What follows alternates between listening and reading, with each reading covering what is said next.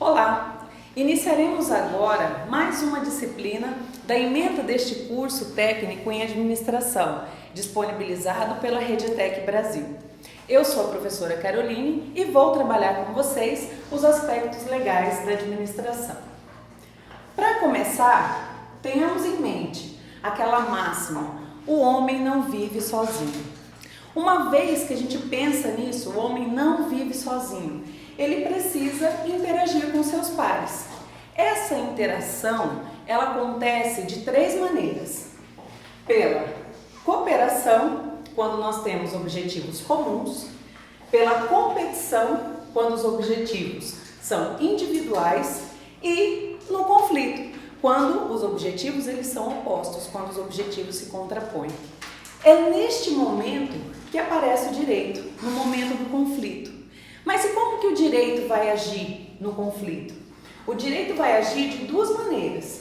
Ele vai agir de maneira preventiva, definindo de forma clara e precisa a titularidade do direito antes que o conflito ocorra, e de maneira simultânea, ou seja, no momento em que o conflito acontece, apresentando soluções de acordo com a especificidade de cada caso, aplicando penalidades, se for o caso, e restaurando as partes ao estado em que se encontravam anteriormente. Mas aí fica a pergunta: o que é direito? Direito, se a gente procurar por aí, a gente vai ver inúmeras respostas para essa definição. O que é direito? Para nós, para o nosso estudo, o que importa é essa definição aqui. Direito é um conjunto de normas, um conjunto de regras impostas pelo Estado, ou seja, de cumprimento obrigatório, com a finalidade de quê? De ordenar a conduta social dos homens, ou seja, disciplinar a convivência humana, visando a realização da justiça de acordo com os valores que a sociedade elege como fundamentais. Então, resumindo, direito é um conjunto de normas que vai regulamentar, que vai disciplinar o convívio social. Dito isso, nós temos que pensar o quê? Que o direito, assim como qualquer outra ciência, ela não pode ter surgido do nada. Ela tem a sua origem, ela tem a sua matéria-prima, que é o que chamamos de fontes do direito. Para nós, é importante nós termos em mente 4 fontes do direito: os costumes, a jurisprudência, a doutrina e a mais importante delas, a lei. Os costumes acontecem quando as pessoas adquirem um hábito comportamental e esse hábito comportamental ele é duradouro. Ele pratica espontaneamente a conduta. Ele se torna uma fonte de direito quando deste comportamento repetitivo a gente consegue extrair uma norma que seja considerada válida para o ordenamento. A jurisprudência, por sua vez, são as decisões uniformes dos tribunais. Os tribunais eles decidem de determinada maneira um assunto e essa tendência de decidir da mesma forma este assunto determinado forma o que nós chamamos então de jurisprudência. Outra fonte do direito é a doutrina. Enquanto a jurisprudência são as decisões dos tribunais, a doutrina é justamente o estudo realizado pelos operadores do direito, pelos estudiosos do direito, visando compreender, visando interpretar os comandos legais, enfim, todos os assuntos que dizem respeito ao direito e assim ajudar na aplicação, na interpretação da lei e na aplicação do próprio direito. Por último, a fonte mais importante que nós temos de direito é a lei, que é aquela que advém de atos do Poder Legislativo e que visa disciplinar a conduta, objetivando o melhor interesse da coletividade de forma a proporcionar a coexistência pacífica entre os membros da sociedade. Para que a lei seja válida, para que ela faça tudo isso, para que ela proporcione a coexistência pacífica, ela tem que passar por um processo próprio definido na Constituição.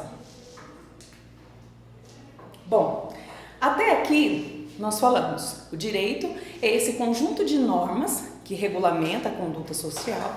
Ele tem as suas origens e uma dessas origens, ou seja, uma dessas fontes é a lei.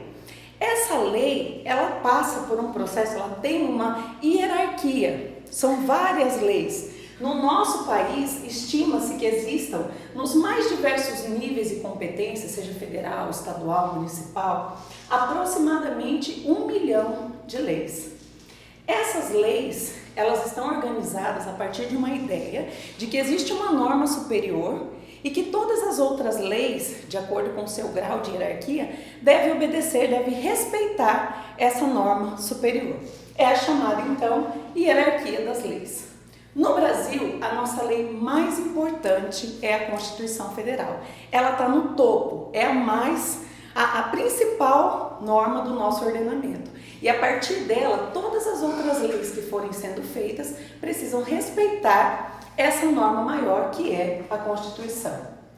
E a partir disso, eu posso dizer que as normas inferiores não podem ir contra o que está prescrito na norma superior. Nós vemos aqui nessa pirâmide justamente isso que eu acabei de falar. Essa pirâmide representa essa hierarquia das leis. A Constituição Federal estando no topo dessa hierarquia. Abaixo da Constituição, as chamadas leis complementares, são leis que complementam o texto da Constituição. As leis ordinárias e as medidas provisórias, logo na sequência. Abaixo delas, os decretos regulamentares, os decretos presidenciais. E por último, na base da pirâmide, os atos infraconstitucionais, que são as portarias, os regulamentos, as instruções normativas. Então, cada uma dessas normas deve obedecer à norma hierarquicamente superior até chegar no topo, onde nós encontramos a Constituição Federal. Sabendo de tudo isso, sabendo o que é o direito, a sua origem e como as leis se organizam no nosso ordenamento, é preciso que nós saibamos também que o direito, para facilitar o estudo e a compreensão, ele é dividido em ramos. Esses ramos vão facilitar tanto aquele que estuda como aquele que coloca em prática as diretrizes, as normas que compõem o nosso ordenamento. Nós temos a divisão hoje de 3 ramos do direito. Nós temos o direito público, que são aquelas matérias onde predomina o interesse do Estado. O direito privado, quando o interesse predominante é do particular, e quando há uma mistura entre interesse do Estado e interesse do particular, nós teremos então os direitos difusos e coletivos. Todos esses ramos aqui, no material complementar de vocês, eu coloquei lá o que cada um deles trata, o que cada um desses ramos do direito vão estudar. Para o nosso estudo, é importante nós sabermos que nós vamos estudar um pouquinho de direito tributário, um ramo do direito público, o direito empresarial, um ramo do direito privado, e no que diz respeito aos ramos do direito difuso e coletivo, nós estudaremos direito do trabalho, direito previdenciário e direito do consumidor. Enquanto vocês dão uma olhadinha no material, a gente dá uma pausinha para capturar a essência disso que a gente está falando e a gente volta agorinha.